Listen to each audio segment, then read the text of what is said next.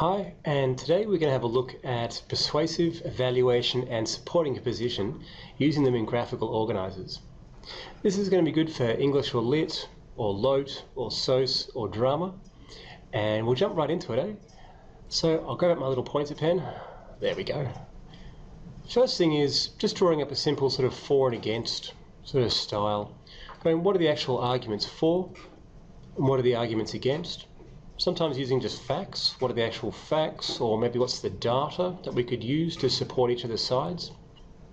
So that's a really poorly drawn one there, but it's meant to be numbers. The idea is just to get them recall them sort of Doll 2 style. Give me the declarative or procedural stuff that actually show why someone's arguing for it and what's their arguments against. Nice to do it in sort of a visual way rather than just writing in big slabs to get all those sort of senses and the visual learners engaged. How I like to bump it up into some higher order thinking in Doll 3 and 4 is I like to have this sort of stack flow. And across here, I like to give them sort of numbers. So I might give this like a 5, and when it jumps down to here, this might be a 3. And this part's trying to show sort of a weighting. So for my 4 argument to go into 2, there's like a 5 weighting in my head or my logic of how it gets there. And this may have a weighting of 3. The part of adding sort of a subjective number to your actual arguments going along helps the student sort of judge how important that argument might be or how convincing it might be to the other side. You can do it against the against columns. Maybe you might have a 7 in this one and maybe an 8 in this one. By adding some sort of subjective numbers to the sides of their different 4 examples and their against examples, is trying to open up the mind to judging the situation and pushing the mind in sort of higher order areas to think, okay, I get why that's an argument for it, but how powerful is that argument? And what number could I attach to it? Oh, there it is again. Get rid of that one. On here, you're doing the against side. This might be a way of adding up the numbers. So this might give me this overall 8. This might give me an overall score of 15. And it can help them judge to see how successful their argument might be in persuading the other person to support their position, or how good or bad something might be based off their numbers. By adding numbers, it just helps them to gauge if that was a really good argument or a really bad argument to persuade their position. Let's have a look at another one. On here, we've got, this time I'm calling it strengths and weaknesses. So a different sort of way. It's kind of like the driving for and against, but I like to put a little plus symbol, a little minus symbol, just to emphasize that these are really good things or strengths or benefits or advantages, and sort of the weaknesses. So the ones that aren't so great, or the things that might lead to an argument, say maybe losing. And again, I try to put down sort of the factual things, or maybe even the numbers things, or maybe even some sort of emotions that are really attached to it if it's going to be a good thing or a bad thing. Try to use the technical words of things there. Anyway, how do I push it into a higher order part?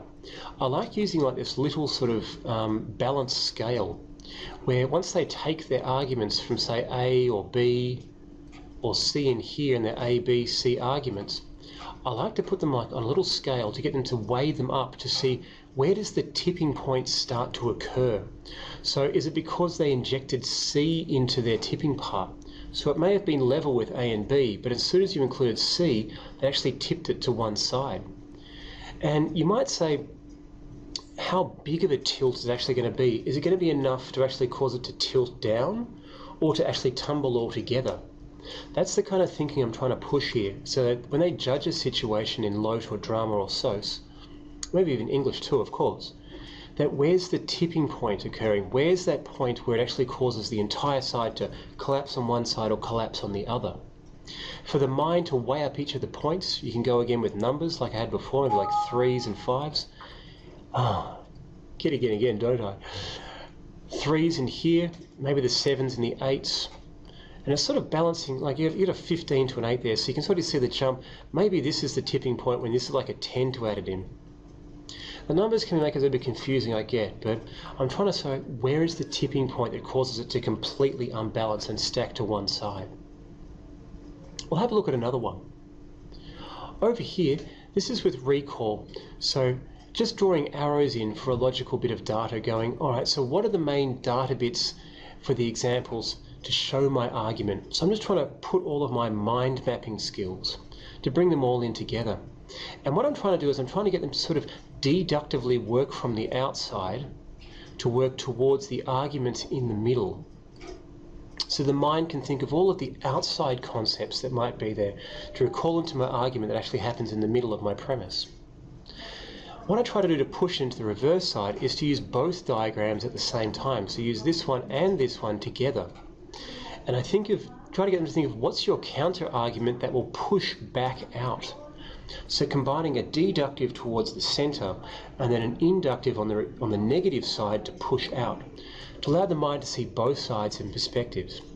This one I found very powerful when it's looking at the two sides in history, the two sides in a drama, the two sides in a language debate about, yes, this might be the grammar, but what does the culture say? It can be great in English when someone might say, this is the premise I'm trying to get towards, and these are the assumptions or counter-arguments that I believe someone's going to put back. And they can see the development in and the development out. Just allowing the mind to open up and see both sides. We'll have a look at another one. Here is sort of that sort of tree and root sort of diagram, where you might actually have the event that actually occurred, historical event or seen in a play, seen in a drama, and then actually showing how does it connect together. So this is this stage as it follows through. And it's just a classifying. You then might have substage A and B as it goes along. This is just designed to encourage that sort of recall and classifying in DOL 2. How do I make it go into some higher order thinking? I try to push them to get the idea of a theme or a mood. What's the bit that's actually running the common thread? So the event occurs and it might split into two areas or two different scenes or stages or events in history. But what's the recurring theme that may have happened in the first stage? What's the recurring theme that may have happened in the second one? Was it economic expansion? Was it sadness? Was it some sort of language pattern or drama or cultural aspect that was coming through in my lote? On these ones, of course, you could have a summarizing box at the bottom that then shows this was the one in scene 1, this was the one in scene 2, this is the one in scene 3, and then the overall sort of theme or mood that's meant to come across is actually this one here. The idea about running a common thread through, trying to get the mind to see where the patterns that are actually forming that I use to try to push that sort of recall and judging in your higher order thinking. Hopefully you got a couple of different ideas today that might be useful for you when using graphical organisers, and I'll see you again in another video.